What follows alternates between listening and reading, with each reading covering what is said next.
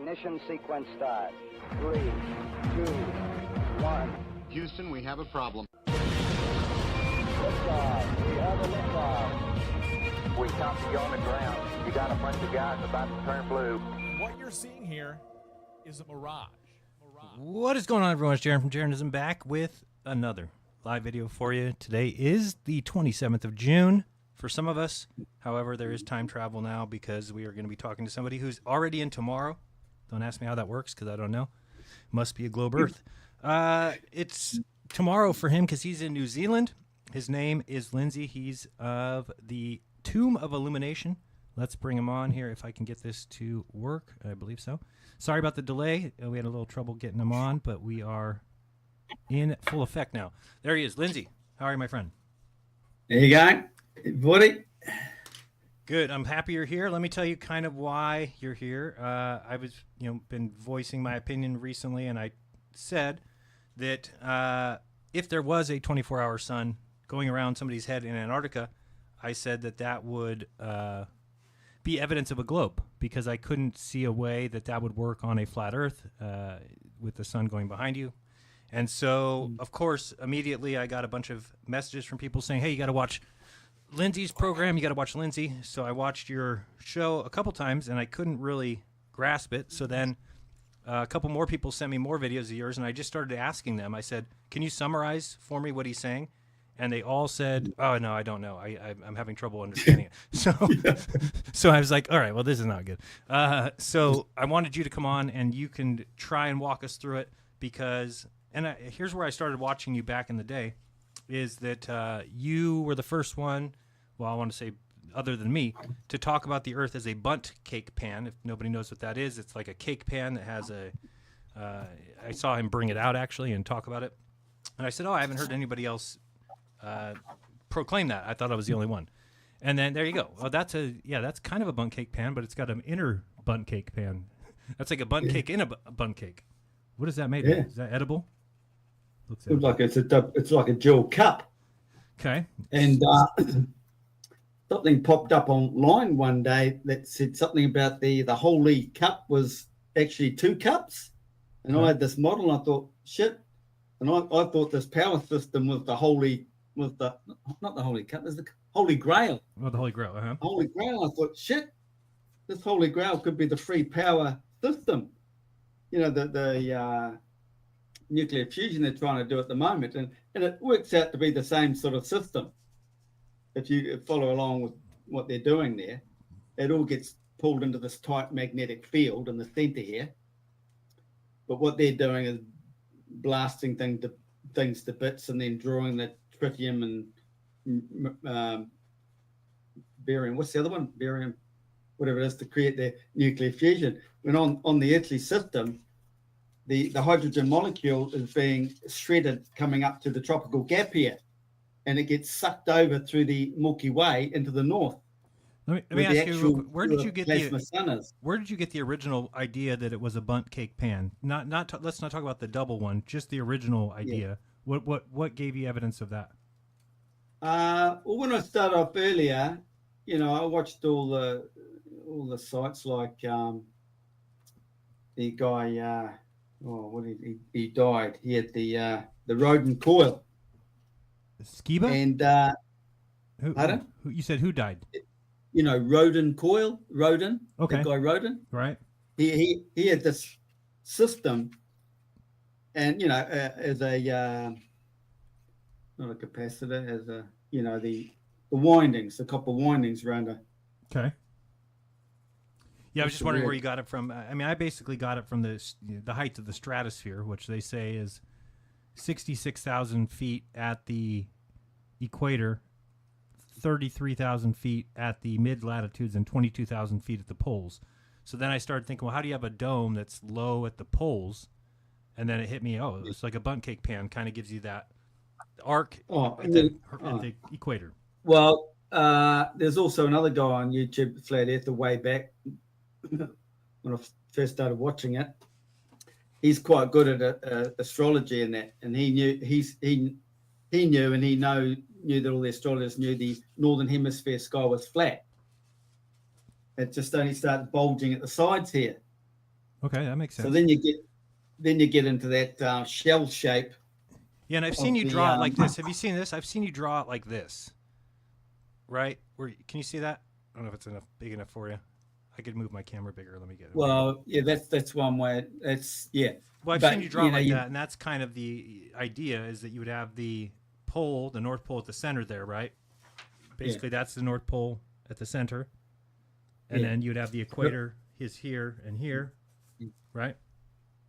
I can't quite see, but from that bulge to the other side, it's flat. So all that northern hemisphere, right to the Tropic of Cancer, all the way around, is flat.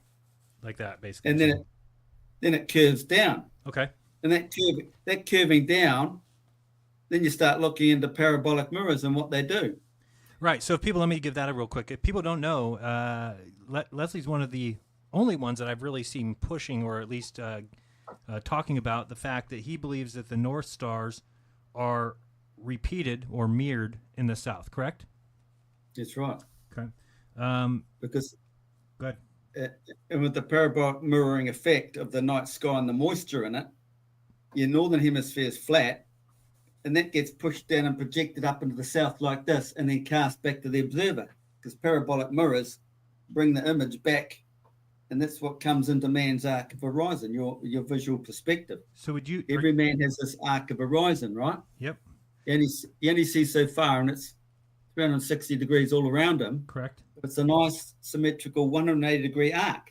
Right. And what people, I mean, I believe that too. And I think that's why the sun doesn't get smaller when it goes away from us. People always say, oh, it's going away from you. Well, it's the same distance at all times away from, how would it get smaller if it's the same distance from you from rise to set?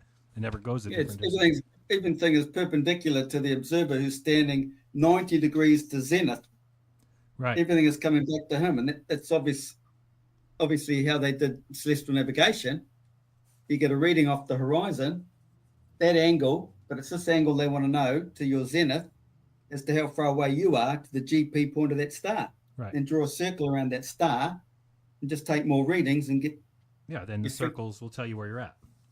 Work your way out. Yeah, but, so I'm on the same page with you there. I do think that that's accurate. Okay, so Rodenkorn had this energy system, and he said all the right words. So he found the knowledge from somewhere, but he didn't quite understand it. So he couldn't figure it out because he didn't understand the dual system. See, Earth's a dual system. It's a split cell, and it's all seen in a microscopic point of view. And all these guys like to get you away from atomism, and it is atomism. They're just conning you. They're lying. It's a split cell, and it's split by the tropics. So in a physical aspect, you've got to understand the Earth is a dual system, but then you have to think of the non-physical, which is the magnetic field, which it expands and splits away into each hemisphere, then contracts back again. That's our life cycle. We all live, die, and come back and start again. That's the recycling system. Our whole system is in and out, up and down, black and white, male, female.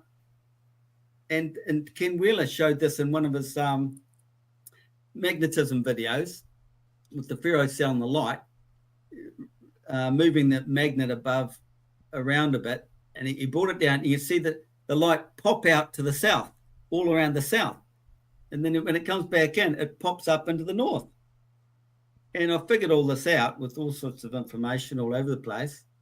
And that's how it came up. Oh, and all the ancient myths and legends, you see. What you've got to realize is this isn't my model. I didn't come up with it. This is all written in ancient philosophy, myths, legends, religion. They're all telling us one secret story no one's picked up on. I understand the story, and I'll put it all together.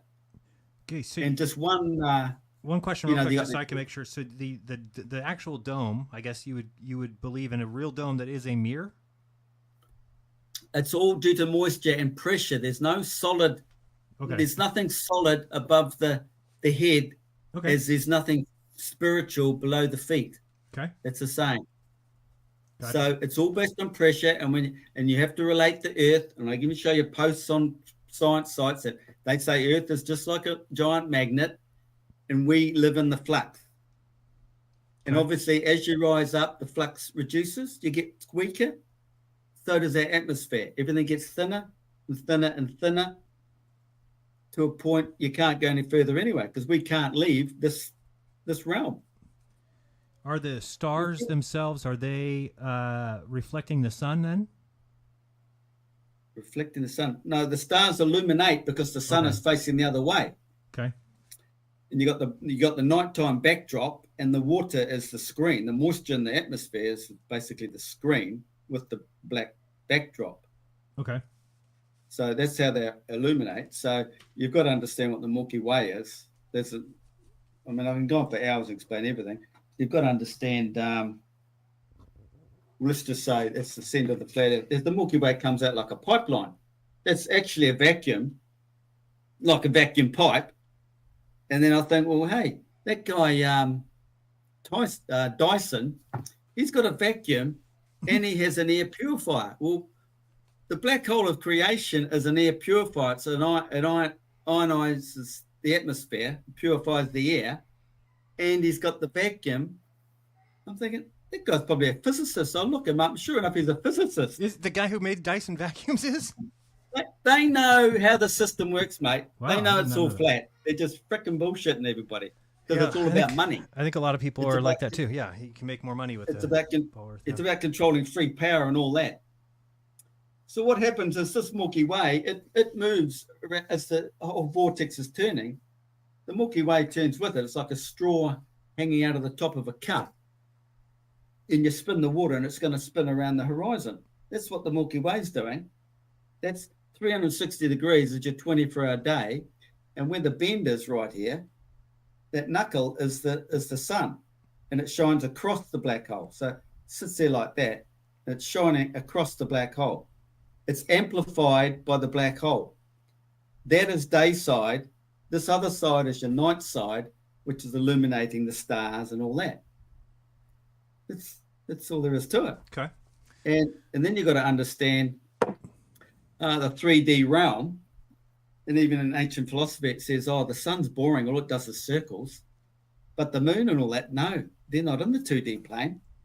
The 2D plane, once the sun's illuminated, produces the 3D depth that creates the vortex. And in that is the S curve. Even Ken Wheeler mentioned the S curve, and he described it all as the 3D side elevations, the S curve. But I'm the one who's highlighting the fact an S curve, if you look down it from above, it shows the golden ratio. You know? And that's only half the cycle because it goes down and then it comes back up again. So two golden ratios put together creates a cardanoid, an apple. Right. So where'd the apple come from? You know, Newton and all them, they all knew it was all flat. They just rewritten it to confuse you all and keep everyone away from the truth.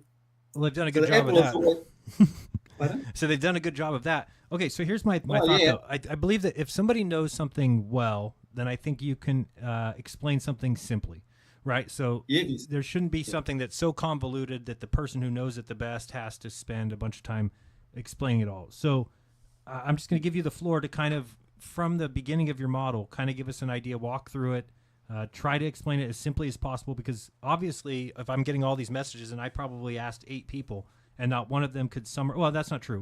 One, Joan,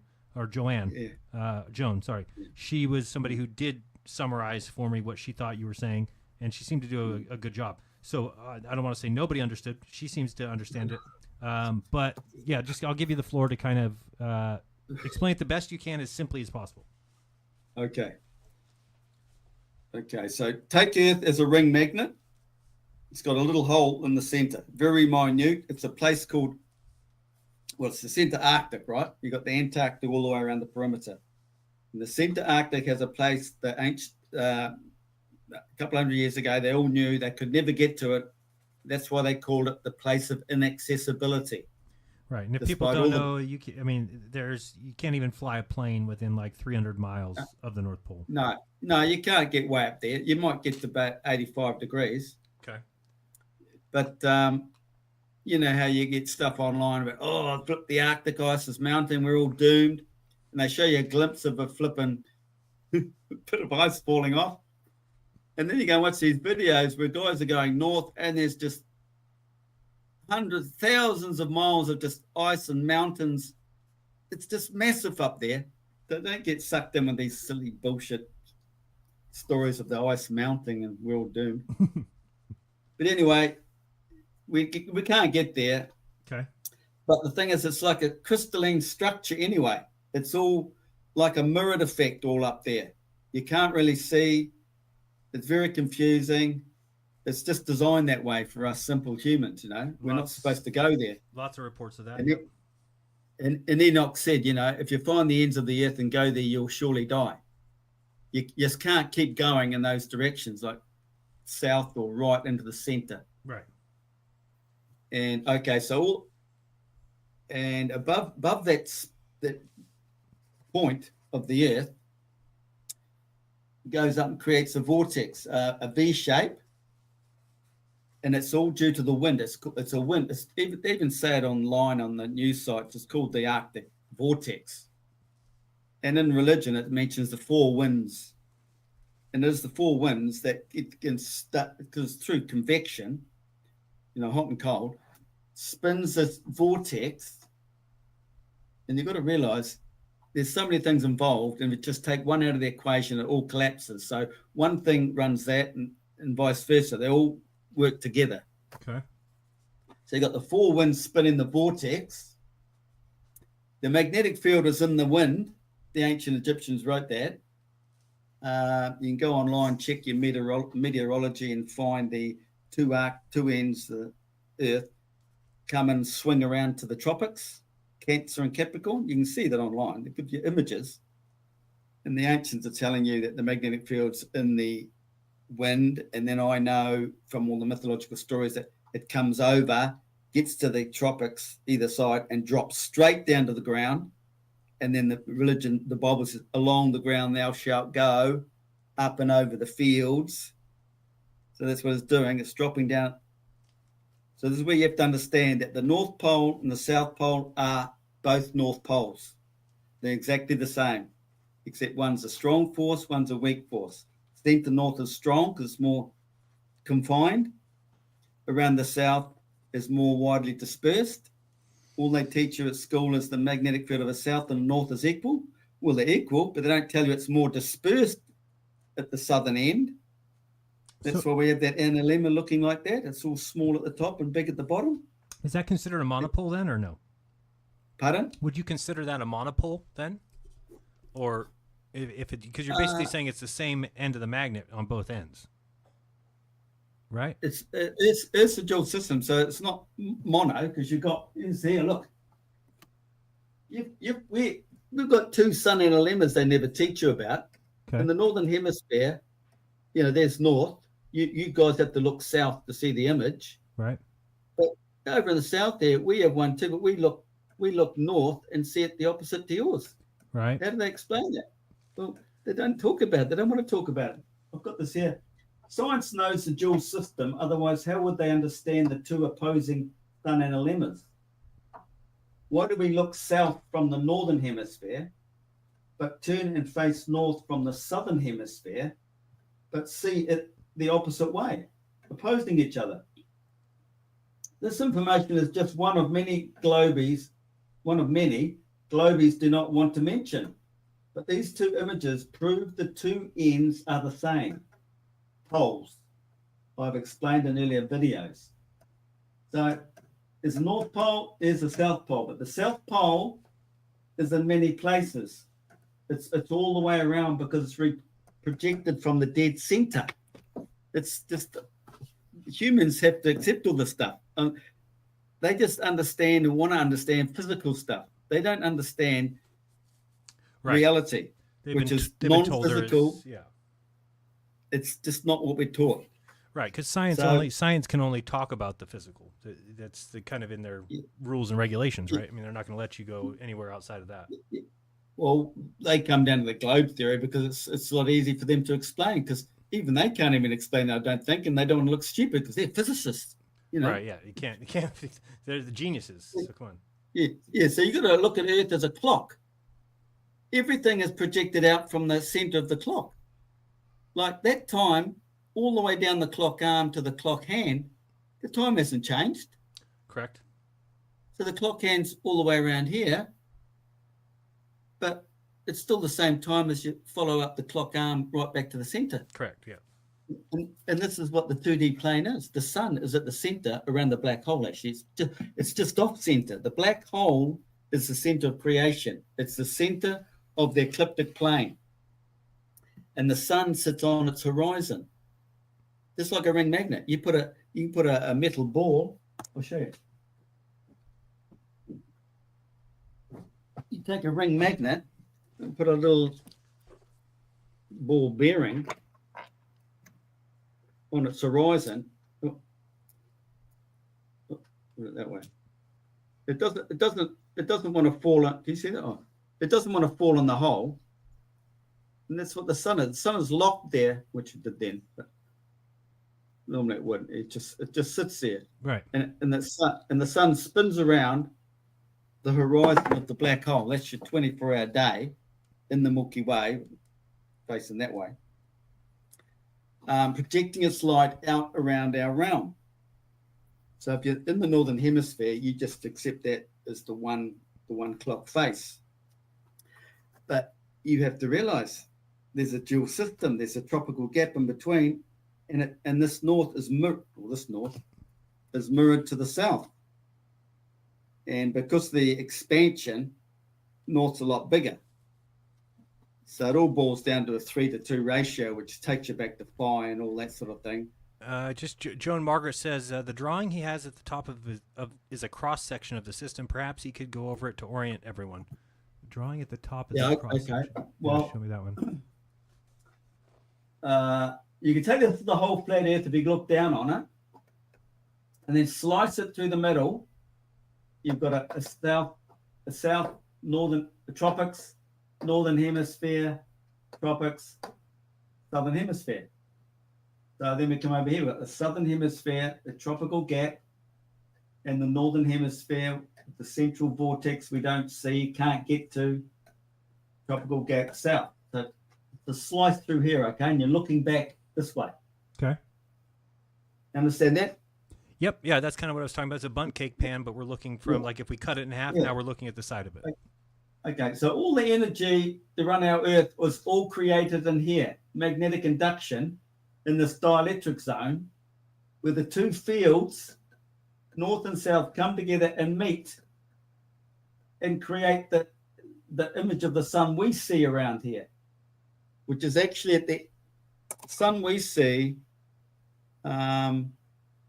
is at the end of the Milky Way. It gets a bit confusing because the real sun's back here, but the Milky Way loop hooks over and comes to here. Is the real sun under the Earth, or the real sun is above the Earth? No, it's above the Earth. Okay. Pure plasma can't be seen.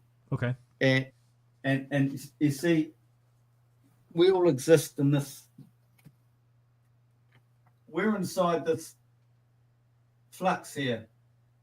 We can't get in here. That's creation. That's where the vortex is. That's where the S curve of creation is. Okay, and that matches the numbers they give for the stratosphere. Is the stratosphere is highest at the equator, lowest at the poles? Okay, gotcha. Yeah, so you take 10,000 kilometers to there, it must be 10,000 to there. But that's one way of looking at it. But you've got to come back to man's arc of horizon. He sees out from where he is like he's the center of the universe, and even physicists tell you that. Correct, yes. And we only see as far as our horizon, and that's all that exists until you move.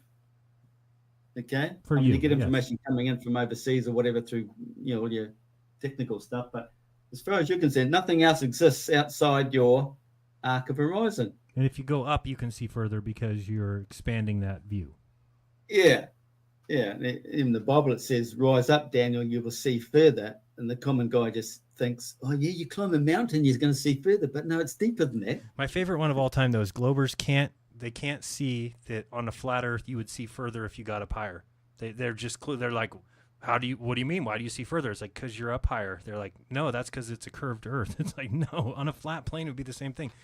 Somebody who's 6 foot tall can see further than a 2 foot tall toddler because they're taller. It's funny. Yeah. Okay, go ahead. Oh, they come up. Well, you got it's a silly artist. Yeah. So it's understanding excuse me, how the magnetic field works on this earth. And let's go back to the central vortex, okay? You've got the central vortex. So everything's turning in the central vortex. So that does one full rotation over 24 hours. Obviously, you only see half, so you're going to see the stars of the night on one half, and then the other half, the sun comes around. Right. So what's driving that is the wind, and then as that turns, this turns, the Milky Way is being pulled around the Earth too. So that your sun, and we see the sun here. So you've got to understand capacitance, and that you've got the two plates here, which is representing the two Arctic zones, tropical zones, because that's where the magnetic field merges, and you've got the dielectric gap between, and all the energy is magnetic induction is being created in there. And that you have to have that to feed the plasma sun in the center. So although we're seeing a sun here, you have to ignore that, realize all the energy being created here is feeding back over into the center Arctic to feed the pure plasma sun. Because up through the tropics here is where all the magic's happening. It's a recycling system, right? So what happens is you get the water coming down here. You heard of the Beaufort Gyre? Say again? The Beaufort Gyre. No. The big whirlpool up north. Oh, I've heard It's of the fresh whirlpool, water. but I didn't know there was a name for it. How do you say the name again? Beaufort. Just like beautiful, but Beaufort. Okay. Gotcha. Beauford. Okay. Yeah. Well, it's like a big sinkhole. It's all the water's getting sucked down into the earth. Right? Okay. And as it's flying through in the subterranean ducts, it builds up this kinetic energy.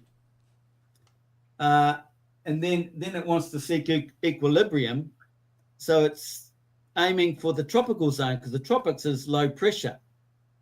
Both Arctics are high pressure. So this high, this energized molecule wants to seek low pressure and gets around the tropic area here, and then starts coming up through the earth, flowing up through the tropics. That's why it's so moist in the tropics. And remember, the two winds are emerging towards the tropics. It's driving all the atmosphere, everything getting recycled, pushed towards the tropical zone. Okay. Gets pushed up here and starts getting purified, going through ionization, through, you got the lightning, sprites, and all that. And at the same time, you've got to realize the atmosphere is like 7 layers of inert gases. And they change states as they elevate by ionization, being shredded. So you got to imagine that the water molecule from down here is coming up here, being shredded, expanding and shredded. That's all described in the Iliad, Homer's Iliad, the Trojan War and all that. Is about the battle going on here. And this here are the Spartans. But no one reads that story. I mean, when I finished reading it, I don't understand, or I didn't read anything about anyone else's story. I read the physics, esoteric, Kabbalistic story hidden in there. It describes the whole system. You got the Trojans and the Achaeans, is it? And this whole zone's called Troy. You look up the word Spartan. You take all these words and break them all down in etymology, and it gives you a picture of what's going on. Yeah, I was just looking up the Beaufort, like you said, and found that that's what the sea is called, right? So in the North Pole, it's the Beaufort Sea, And then I'm just reading here. It's talking about the sea ice would often rotate for several years in the Beaufort Gyle. So it's even giving evidence of a vortex at the the Beaufort Gyre whirlpool. is fresh water. What's fresh water doing up there? Right. In amongst the seawater. Yeah, it doesn't make sense. They don't have it down. They don't have it down in Antarctica. It's because of the type. It's vortex system up there. So basically, that's where new water comes from. Yeah. So what? I'll just finish the recycling system here. Okay. So what happens? All this water gets shredded, and ripped to pieces, and ends up as pure hydrogen or and helium. That's why the sun's Helios, because the sun's up here. At the top is, inert gas layer. And it gets sucked through the Milky Way here, where it's totally purified to go via the pure plasma sun. And then it all drifts back down at the Arctic as mist. It's purified water. Okay. And then it goes down into the sinkhole to go through the recycling system again. That's how it works. And you've got to realize this whole system here is the same as all life on Earth. We all end up as water. All life comes through this gap. And in this gap here is all about the pairing. And what happens is it male and female, the weak force, strong force, weak force, male and female. You can take an example of this. Go back to the ancient dances they're doing in the Wild West here. You see on them. Yeah, I'm just going to go back to Joan because Joan seems to understand you better than most people. She says he may need to be reminded that people are unfamiliar with the basic design of that cross section. So the cross section, he kind of already described that will look like breasts there. Yes, that's the side view. Go ahead and show them one more time in case they don't get that. Yeah. Okay. So you've sliced the flat Earth in half, flipped it round, and you're looking through it. So you're looking through the flux. Okay. The Earth is down here. This is Earth as the magnet. Okay. That's it. This represents the magnetic flux. That's the shape of it all the way across there like this. It's like those seashells that have two sides like that. Okay? Those seashells? And then you can go over here. Everything's to do with the sea because you've got the what's that little creature there? And what are they called? Little suction creature. You put your finger in there and it sucks on your finger. They call those little sea urchins. Okay, you got it. Well, you got one there. Anyway. Okay, so you look at it that way. So there's Earth. What is below Earth does not concern us because everything breaks down like a magnet. So forget the bottom half. We're only going to concentrate on the top half. So can you show people where the stars are? Let's go back a little bit. Okay.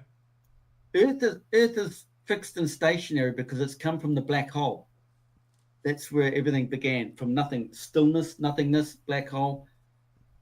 And where am I going with that? Came from the black hole. Now I've lost my line of thought then. Shit. Okay. Yes, fixed and stationary. Oh, that's right. The two forces of nature came together, bang, and 0 point created this flat plane. Boom, out comes the flat plane. And in the explosion, you get the big magnetic toroidal flux. So slice that in half and just concentrate on the top half. So forget the bottom half for now. And then that system, the two forces that came together to create that, we break it down like a magnet. And now on the top half, it's broken down into a dual system to show you what happened. So we then have the two forces, instead of the two forces bang creating this flat plane of Earth, we come up on the top level and now we have the two forces here. One coming up here is the female and one coming over here is the male. The two forces of nature are here. What you've got to realize is this is the female, that the projected S curve down here is the 3D projection from the 2D plane. And so that's the female. So this is the Milky Way that comes up off the Earth. The female part, the pure plasma sun and black hole is right there. but the male is dual. He's made up of the weak force and the strong force. And he's created through here. He's the dual entity, the X and Y, and she's just the X. And together they make the hermaphrodite. So when they're talking about the hermaphrodite and religion and all that, they talk about the sun. It's a bit confusing sometimes because they refer back to the moon, but that's the spiritual side. I'll get into that later some other time. But Okay, anyway. and just to let you know, Joan said again, she said, he said what it is, but he didn't describe for everyone where the planets are, where the black hole is, where the moon and sun are, and background stars. Okay. Okay, so the real plasma sun is up here moving around the black hole. It's the kneecap facing out this way. You see that? Okay. And the real sun can't be seen. No. You call that the kneecap right there. The sun's projecting across the black hole. That's night side. This is day side. So all the moon does this S-curve track over the month, but it's going around every day. But over the month, it's an S-curve. Half the month, 14 days actually, and then it goes back up. So if it goes back up, it does a double F, which is the cardinoid, the two Fibonacci's put together. So the sun is just doing a circle here, but due to the 3D vortex, the moon is actually the sun. But it's, wait, hold on. doing this. You lost me now. Wait, the moon is the sun? It's getting very tricky, I know. Yeah, you know, you get It tricked. takes you back. Okay. It takes you back to religion and the cycle of life, because the moon moves away from the sun each month and it comes back. It's always going away, coming back. That's life. Okay. You live and die, come back and do it again. And this is what's happening over the year. So anyway, people just have to start thinking, although that's doing a little circle here, it's causing the moon to do this S-curve cycle.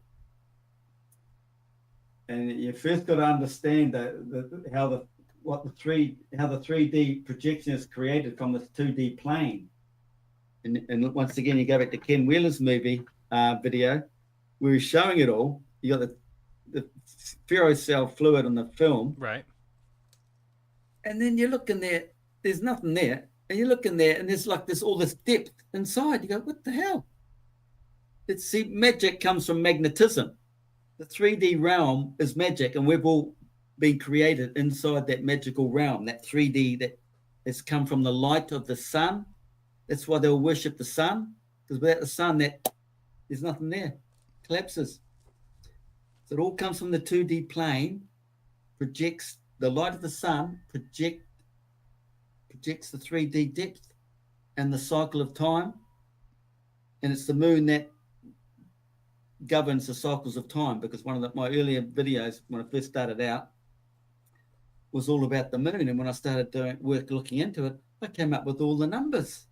Yeah, the numbers work out crazy. It's like the 2,500,000 year full cycle, the 2,160 year cycle. All the figures came up when I was dealing with the moon. Yeah, it's a perfect year as well, which they can't give a perfect year as far as the sun. That's why we have a quarter day, or every year, or 1 day every 4 years. But the moon actually is perfect for a year. Yeah. So, I just saw what's her name again? Joan said something else. Nor has he described the ecliptic plane above the vortex. There's an ecliptic plane. You want to show what that is? Yeah, that's the flat 2D plane is the ecliptic plane, okay? Okay.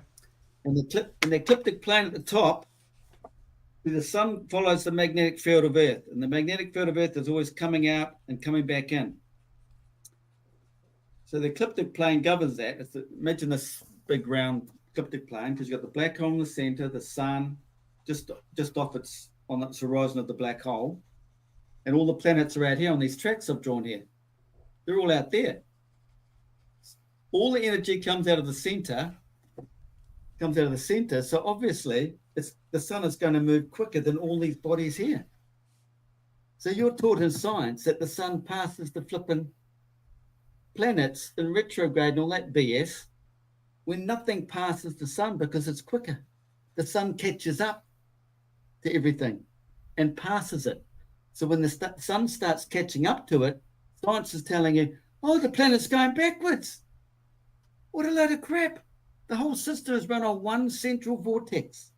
How can all these things do different bloody rotations and motions and cycles? There's only one turning vortex. So you can imagine this turning vortex spinning out like this. You could say is spun out the other, what do you call them? Not constellations, the other things, spirals out there. But anyway, it's all due to this one motion. Okay. So what happens is the sun is projecting across here. There's the Milky Way. The Milky Way comes around and it moves over the planet, over the stars, hides them all in that light of the sun. And what happens is the Milky Way, which is the sun's in it, it laps the stars over 1 year, but not quite. And because it doesn't quite lap the stars over 1 year, it leaves that little bit, so it moves, which creates the precession of the equinoxes. Right. So each year it's missing that little bit. It's dropping back that little much. So it keeps dropping back because of that little bit it's not quite lapping. So the sun laps the stars over the year, and the sun almost laps the moon over a month. Right. Okay, so that sets the constellations, the moon zodiacs backwards. So that's why they tell you the moon's moving backwards. No, it's all because the sun is quicker and doesn't quite lap them. So you imagine that, the Milky Way, the sun's caught up and just hasn't quite done a 360 by the end of the year, so it's short. Right. And that little bit short added on each year is all dropping back to the constellations. That's what the precession of the equinoxes is. So you've got that. The planets are all out here. They're all doing their particular speeds. And the cycles of time are all about the cycles of these planets and where they end up being aligned. So this can take us on to solar eclipses and lunar eclipses. You've just got the Milky Way coming across like this, and it moves around like that. It comes around, it'll catch a planet. And remember, it's a pipeline. It's the vacuum where all the energy is coming up to feed the pure sun. Just remember that energy is being created here and fed through the Milky Way over to feed the pure plasma sun. What if something gets blocked? What if something blocks that pipeline? Like when the Milky Way moves over a planet, what they call planets, it blocks the pipeline and it causes the solar eclipse. Or it stops the reflection, the energy somehow, or whatever they want to call it, and shades the moon, the lunar eclipse. Because the yeah, I guess just real quick, I have a couple people in the chat just making some comments. Yeah, so the thing is that we have to recognize that anytime we have an opportunity to listen to somebody who's presenting a different model, we should be grateful to that, because it just allows you to open your mind, listen to what somebody's got to say. You don't need to believe this right now. You don't need, but if it interests you, you can go to his channel and check it out. I'm having a little hard time following it completely as well, but I'm listening and trying to see which parts match other parts of things that I already believe. And then, but there's no use in fighting it because I'm just listening. So in case anybody knows. Yeah. Go ahead. Yeah. So if you've got questions, just ask me and I'll try and tell you. But, there's the black hole center of creation. Even science, they're sort of onto it. They don't let you know the whole picture. There's the black hole. They know the black holes in the Milky Way. They don't tell you. When you look at the Milky Way, there's a bulge in the middle. Because you've got the male end come up and the female end come up, and they meet at that bulge. The bulge is, if you've got good nighttime photography, you'll see the big white cloud and behind it. That's the daylight side. That's the back of the sun. Because the sun is tucked into the Milky Way like an egg in a nest, or say like a baby in a manger. What's a manger? A long trough. Christ is the sun that people don't want to hear about. Christ is the sun. It's in the manger. It's in the Milky Way. It's tucked in like an eyeball. It's the eye of Ra. All that sort of stuff. It's the kneecap. It's the boomerang. in Aborigine Dreamtime stories. Anyway, so there's the sun on the horizon of the black hole. It moves around there like that. So, And then what it happens? projects out a sun. The sun that we do see is projected. Yeah, it projects. It's amplified because the black hole amplifies it across the black hole. So it comes out there like a clock arm. There's your hand out here, say. So would you say then that the sun that we do see is not physical? Because it's not physical. Nothing up there is physical. Okay. It's only seen as, we only see it because it's in the light spectrum. We only see a fraction of the. Right. But you've seen, like, what are sunspots? It's stars moving in front of the sun, or the sun moving behind the stars. Behind the stars. Okay. Because they move. I've tracked them, and the motion they do across the sun works exactly how I know things to work. So when somebody takes a picture of the sun every day and they're getting sunspots that seem to be moving across the face, you're saying that's stars? Yeah. Okay. Because the stars do an S cycle. An S cycle within the vortex here. So there's a lot more to the story. So it depends on how far you want me to go. But it's like a freaking 2 week. And anybody who wants to ask Leslie a question, just at me in the chat and I'll ask them. Yeah. So anyway, the sun moves around the black hole every day in the Milky Way, and one day it's going to come around and swing over a planet. And the main solar eclipses it'll have Mercury. Mercury blocks it.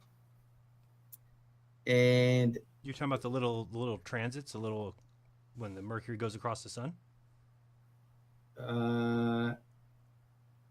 No, that's a different story together. But just imagine the Milky Way swings around. It's quicker than everything, okay? So it's going to swing around and come over planets and wipe out stars and everything. One day it's going to come around and swing over, and the planet's going to end inside the Milky Way, end up inside the Milky Way. Okay. Which blocks the energy to the sun, and that's what causes the solar eclipse to go black, the sun to go black. Clit rubs, I don't need you right now. Sorry. No, but Melodome is in there. He's talking about that. He's debunked that. He's filmed over the last month the sunspots moving across the face of the sun, and shown that the videos saying that they're the stars don't seem to match up. Just letting you know that you might want to check out Melodome's channel. Well, no, I've done it too, and it depends on which hemisphere you're thinking of, because from where I look in the southern hemisphere, I see the stars go from, say, 4 o'clock, swing over to about 10 o'clock. You probably see it the other way around. Right, my left hand. This way. Left hand over to the right. You'd be going that way, do you? Oh, sorry. Well, it depends if I'm looking south. If I'm looking south, it'd be left to right. If I look north, it'd be right to left, over the top, counterclockwise. I don't know, but from the south, I'm saying you're looking at a clock perspective, it's going from 4 o'clock up to about 10 o'clock that way. So you'd be seeing it going from sort of 8 o'clock over to 2 o'clock or something, I think. If I'm looking south, yeah. Somebody asks, John Smith says, who does he think has done the most for the flat Earth movement? That's a random question. Well, I first started off watching Eric Dubay, and the only thing he doesn't understand is that freaking 24-hour sun in Antarctica. So, but he used to put everything together really well in his videos, even though when I watched that 200 reasons why there's flat, I mean, only 50 of them are really good enough to be put on there. I agree, yeah. I think a lot of them came from Robotham, who had never even been south of the equator anyway. Joan Margaret says, Jeran, perhaps he needs to be reminded that his model is completely new to most people here. They have no idea the basics, let alone how it all fits with every ancient text. Yeah. Well, all religion concerns this tropical gap. That's the magic zone of our Earth, okay? And that magic zone separates the two hemispheres. So you have to understand the dual system. Okay. Earth does not come under one nice 180-degree arc. You've got a meridian from center north out to the south, which is a nice 180-degree arc. Okay. But that's only half of the Earth. What about this side? So it bulges over, and then it bulges over again. Right. And this is what it looks like. Bundt cake pan, yes. Okay? So you have to understand each hemisphere has its own cycle. Because look, there's the sun and the lemmas. And here it is down here. So now you look at the Earth as a whole. You've got the northern hemisphere in here. I haven't drawn the tropical gap, so I don't want to confuse everyone. So Too late. you're in the north. You have your energy come out of the center and swing around like that. And you see it from the east. You don't see all this. You only see half the day. So you see it come from the east about here, go over your horizon and disappear in the west. That's your track, and it swings around back there and comes around again. That's how your system works. Our system is mirrored. So it's doing the complete opposite. But that time zone is the same as this. You'll find anywhere along this precise moment in time, the time is the same no matter what latitude you're on. All the way to there and all the way to there. And a good example would be, go look at your flat earth map, look at the time in Taiwan, northern hemisphere, and then compare it with the same place in the southern hemisphere, which is about Newman, Western Australia. That was the first two I picked. And what do you know? The exact same time. Right. Okay. This is how the two. Yeah. Sorry. So somebody else says, ask him if he thinks the equinoxes line up on the physical Earth equator or the celestial equator. It's celestial, and it's not at the equinox. It's the 6th of September or thereabouts in March. And it precedes the equinox. Okay. It's yeah. So it crosses. It's in the sun crossing and a lemma. Oh, hang on. What was the question? They said exactly. Oh, shoot, I lost it. Ask him if he thinks the equinoxes line up on the physical Earth equator or the celestial equator. Well, it's the same thing. Hang on, I got that wrong. What we're talking about here, the equinox. See, you got the sun's crossing the inner lemma, right? Yeah. That point there. But that point there is the 6th of September, or coming back the other way, 6th of March, say. But the equinox is over here. Right. The sun has already gone down in declination. Correct. Yeah. So it's only an equal spot between there and there. But it's not actually analemas are not equal in the north and south, right? Because that's the only place you can tell that the Earth shrinks away in the center and expands in the south. Thank you. Okay, good. I'm glad you said that. Yeah.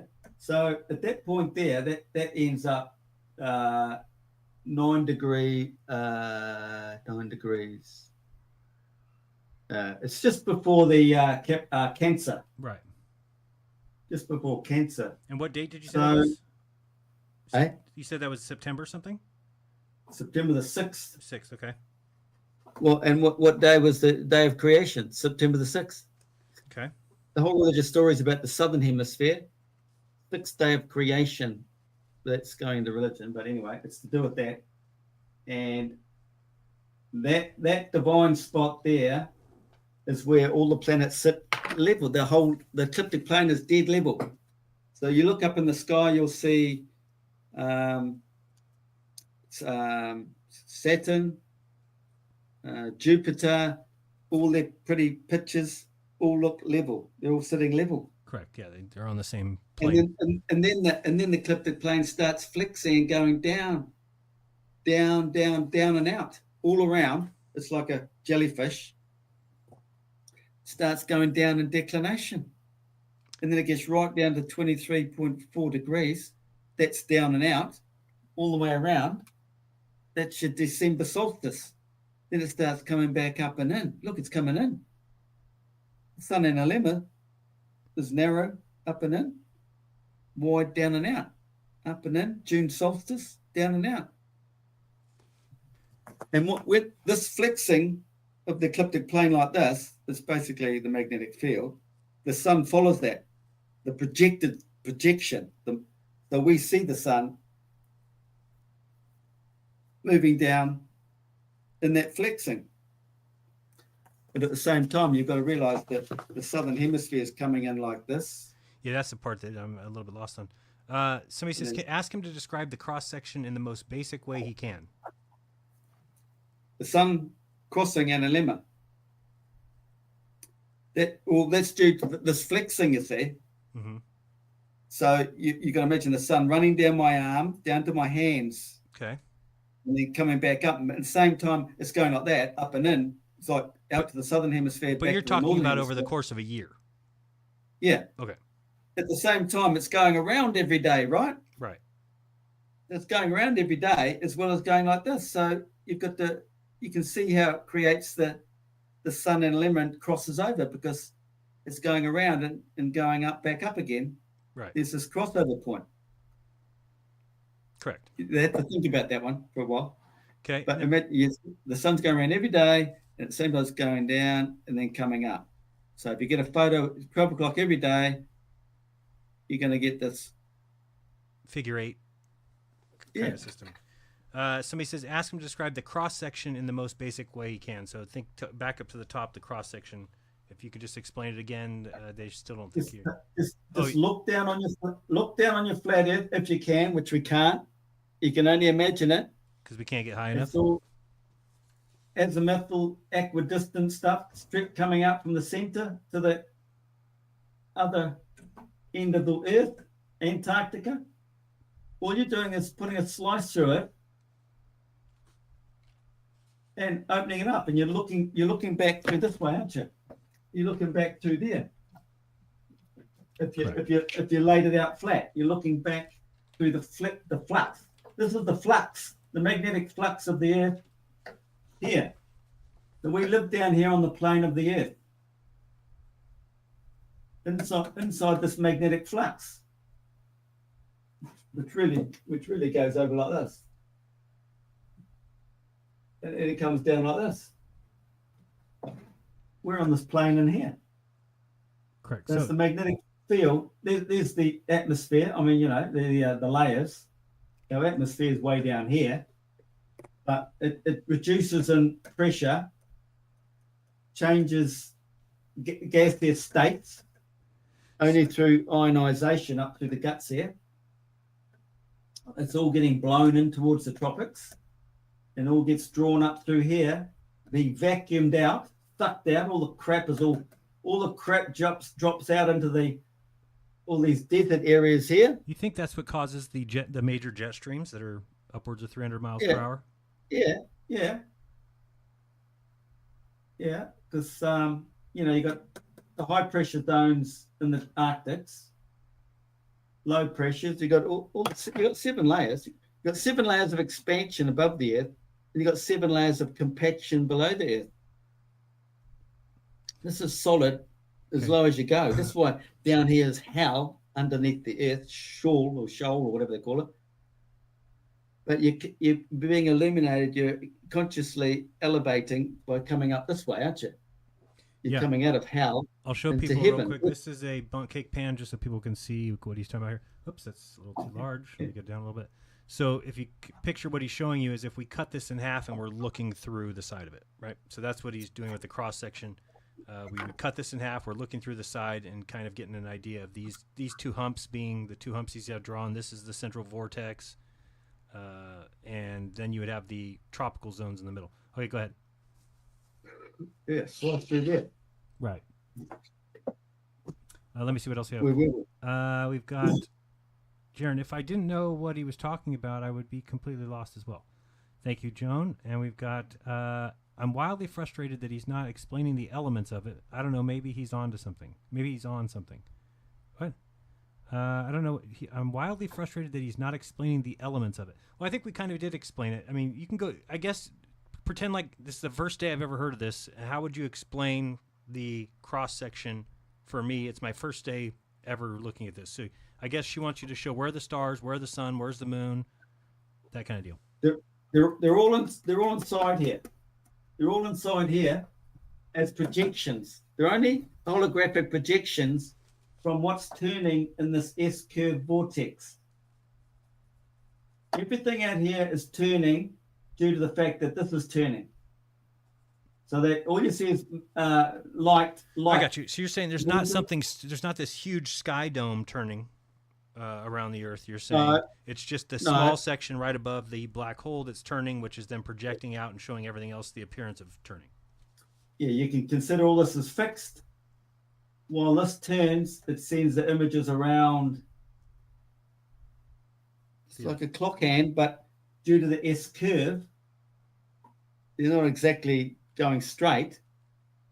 Okay. They're curving.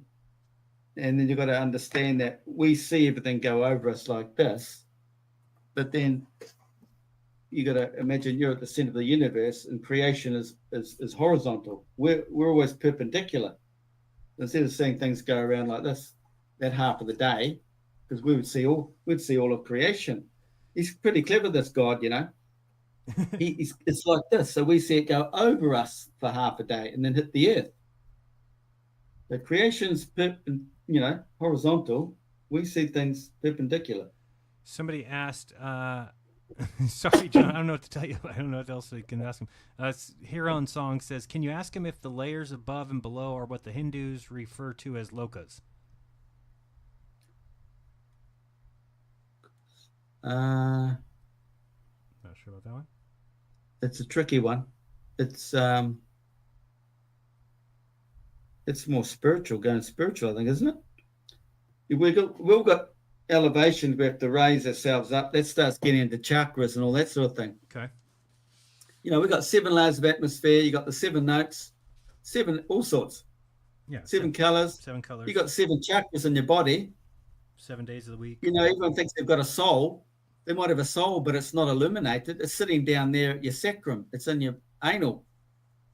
Yeah. This is why you play a flute. You play the right music, the snake's going to come up, because the Kundalini is the quiet sleeping snake, and you have to get this thing right with this thing, and the snake starts coming up, and it gets right up to here.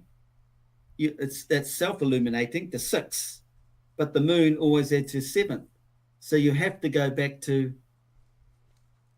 religion, because the moon gives her 1/7.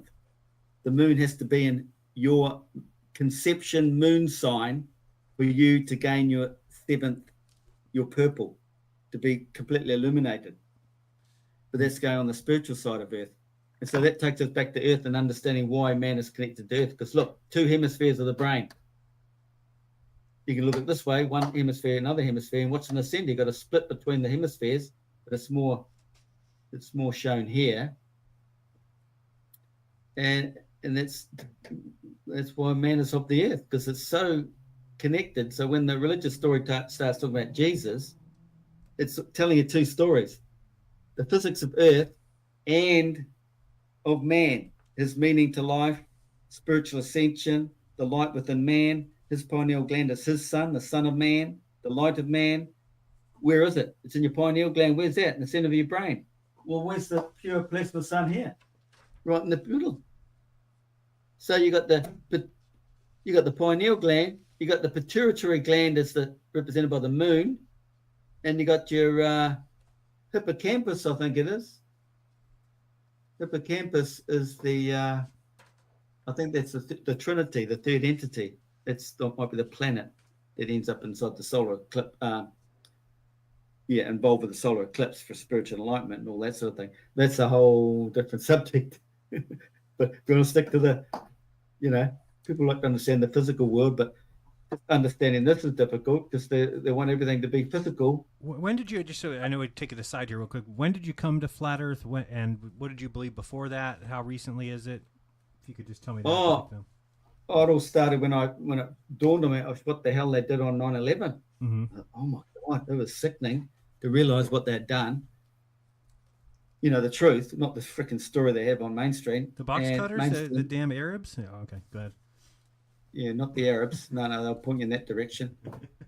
Yeah, like in the Bible says, don't look out there, don't look out there, look in here. Right. What's happening over here? Right, that's what they do well. Anyway, I thought, shit. And I started researching, thinking, what else are they lying about? And then next thing, Eric Dubay videos pop up on my YouTube. I'm thinking, I blame Eric. I blame I Eric. knew nothing about flat Earth. Yeah, anyway, I thought, yeah, shit, he could be right for all I know. Now that I know what they did there and how they lied, murdered their own people, It shows you how evil they are, how capable of lying they are, how well organized they are. Everything's a freaking lie. It turns out everything is a freaking lie. Yeah, for sure. And once you have control of the media, you can tell lies, and the whole world believes them. So. Yeah, and the funny thing is, I understand all this ancient philosophy and myths and legends. And when I start reading it and breaking it down, I go, oh my God. And they've taken that and telling you it's your history. Like Pythagoras had a problem with beans. He had this thing with beans. And I read the whole story, and it's the whole flipping, it's just like the Jesus story. When you break, I did a video. If you want to understand more of this stuff, you've got to get on my Patreon. And if you really want to go deep, you're gonna have to buy that video I've got on floodgates, and then maybe just jump onto the Patreon one to get the videos that come after it, which are $20 a month. Is that link on all your video descriptions? Not really. It's not easy. They make it really hard to get on there, but you'll go in there and you'll find. Not there or something or other, but you push the little icon, it says go to something. I can't remember. I can never find it myself. Just do that. They've just done that to me ever since I started getting deep and put my email on my information. What's the problem when you can't find your own Patreon? Is it patreon.com/Tomb of Illumination, or is it no? Do you know? No, it's just got these numbers there. Okay, I'll try and find a link for you. Go ahead.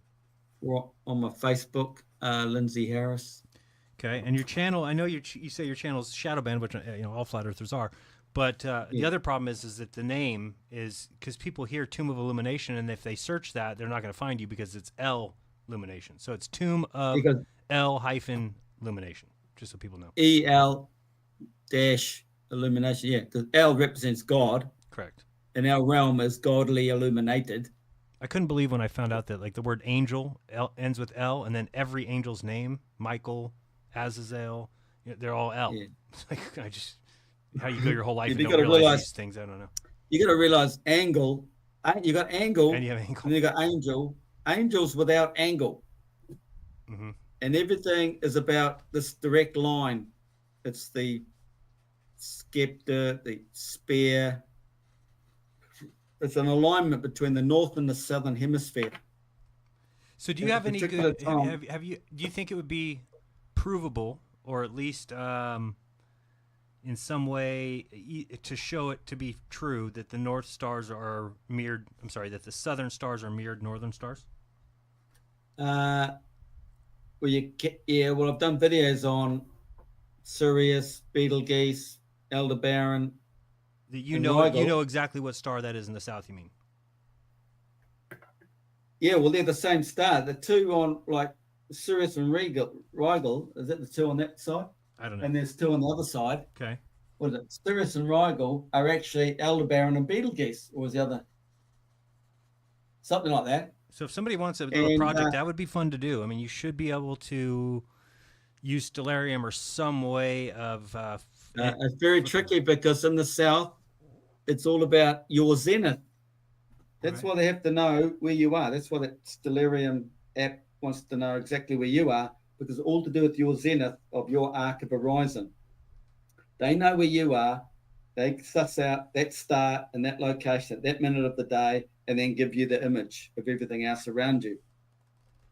But everything expands southward. They've known this for hundreds of years. There's guys way back in the 60s on video telling everybody this. Some movie director was the last one I saw. And the other thing is, you see the crux. You got a crux and you got a false cross. What do you got in the north, near the North Pole? Big Dipper, Small Dipper. The bear, yeah. You look at the Big Dipper, and get rid of the frickin' potluck and put the cross lines on it. Then bring it over there. What do you got? Remember, the southern hemisphere is more expanded and it's flipped. So if you draw the picture, then trace it through, so you can get the drawing on the back, and then look at the back of it, and you go, oh shit. I like that. Same stars. Okay. It's all there. And I know it's true because it's the way they've written it in the ancient myths and legends. And mirrors. The word mirror Mirrors. Yeah, there's It's something been weird around. about that because also, Da Vinci wrote most of his stuff that you only can see Yeah. it now in a mirror. Yeah, I haven't even started on his stuff, but I know what he's on about. And I'm the one, I don't know if anyone picked it up before. It's even put on Pinterest now. I put a circle around the rat that's behind him, behind the Mona Lisa. Mm-hmm. You smell a rat, and then I figured it all out. It was a while ago now, I can't remember. But anyway, I put the ring around the rat. Now it's on Pinterest, and they put a ring around something else now just to distract you or not to plagiarize it or something. Mm-hmm. And then it shows you the Golden Bridge in the background.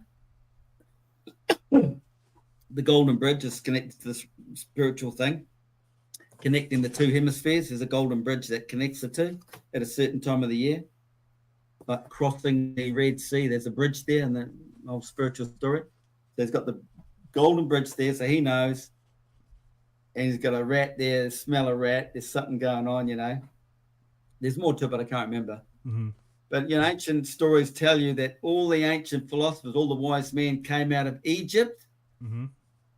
I go into great depth explaining what all that means on my Patreon and the floodgates. But you've got to spend a bit of money. I think it was 130 American, but I've just dropped the price 33%. So it's about 87 American, I think, something like that. But they really need that for a base to understand the rest of the stories I can pin with it in my saints. Okay. But anyway, back to this flat. We haven't even gone on the 24-hour sun yet. No, yeah, we want to get to that. And then also, and let me just ask you one. So is it true that the North and the South are connected in some way? And I'll tell you why I know that. There's a movie, it's supposed to be a documentary that Bob Nodell and I watched. This is back in 2016. In fact, I can't find it anymore, but I'm going to look for it because I kind of know it's either the last kingdom or the last experiment or the last expedition, something like that.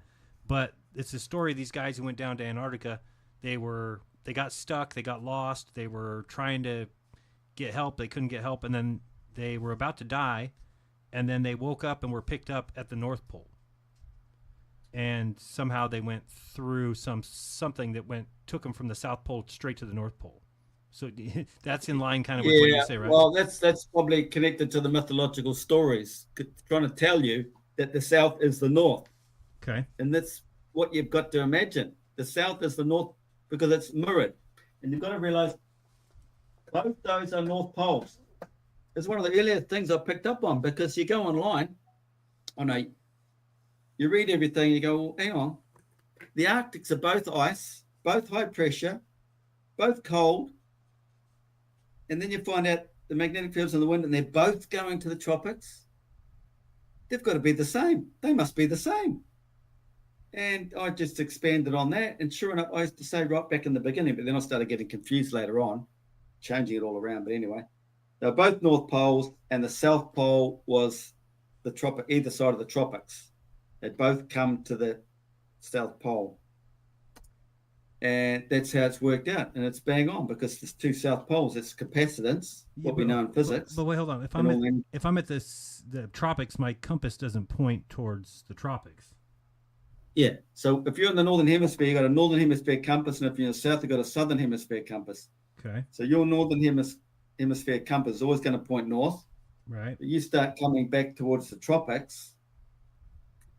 Somewhere along the line, it's going to, once you cross over maybe, or somewhere in there, it's going to spin and point that way. It's going to start pointing to the Antarctica. I don't think that's true, but okay. Yeah, I know. But here, I've got some posts here. I'll show you. Because I know that there are northern compasses and southern compasses, but if what you just said was true, then there wouldn't be a need for that.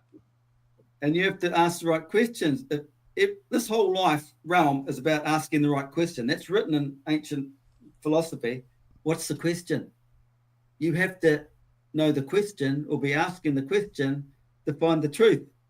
So this is why they say, seek and you shall find. Otherwise, you just stay a dodo and know nothing. Okay. You have to open this up. So I ask the basic questions and then they lie, they bullshit you every time. And even when I start off earlier and searching the truth, when you guys used to have the saying, NASA represents never a specific answer, I started realizing what you meant because I'd get on there and ask a specific question. They give you half the story, then change the subject like you're a flipping moron and wander off over here. And I'm thinking, hang on. Right. They're good at that. I asked a simple question and they got me over here now. So the question is, let's go back here.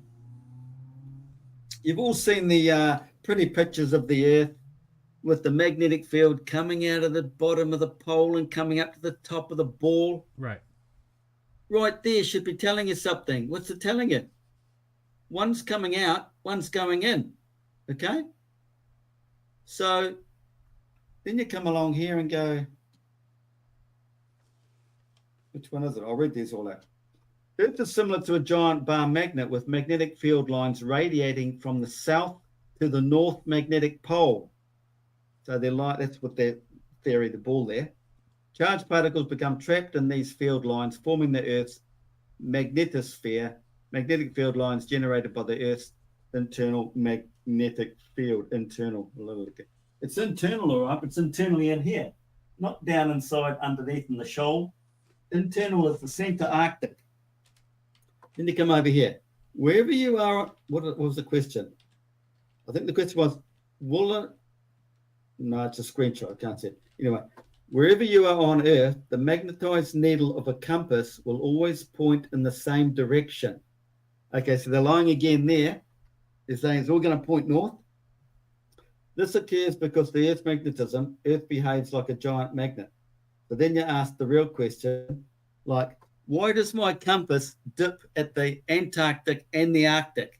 And then you get the truth. An interesting detail is that there are northern and southern hemisphere compasses. This has to do with the fact that the magnetic field lines to which a compass needle aligns both points into the Earth at the north and the south pole. So I knew all along that the compass must dip there and there, which means it's the same. And the fact that the magnetic fields both rush to the tropics.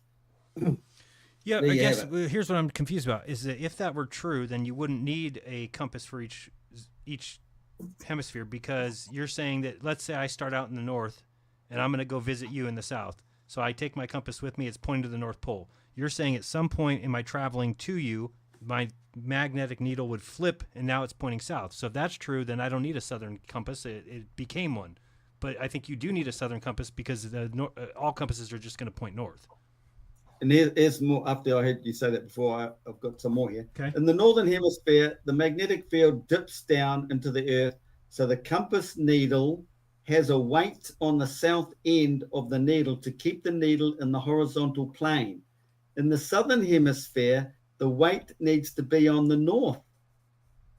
So they have to weight it differently to stop the thing spinning and pointing in the Antarctic region when you want it pointing north. So I think that's I think they're talking about dip, but dip meaning that the needle goes this way. Yeah, well, you've got a horizontal plane dip. I mean, if a circular compass, it would dip. But if you did take your normal compass, you'd see the needle dip to the flat plane a little bit. Right. That's why they say they weight it. So yours is designed to go to the strongest magnetic field. So then it'll always point in that one northern direction, the strong field. Right. But the strong field ends up being around that way as you go south. So it's going to go like that. You just try it when you go in your aeroplane. Okay. I know Eru travels a lot. I'll ask him to watch his compass. I think that it would be that there's only a North Pole. So that's just me.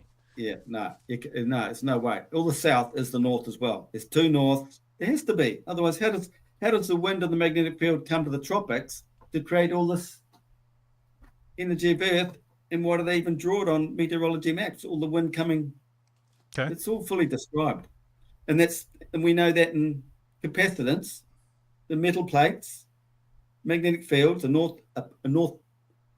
both south poles, and the dielectric gap. It's all the energy, the electromagnetic energy is all created to create the sun. The sun's jewel. Go look up the etymology of Sparta.